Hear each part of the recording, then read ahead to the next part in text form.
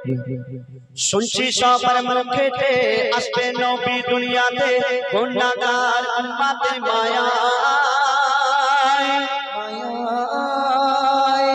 নবীকে ভালোবেসে জান্নাতে যাবে ঘেসে নবীকে ভালোবেসে জান্নাতে যাবে ঘেসে যদি সে কালেমা পড়ে নেয়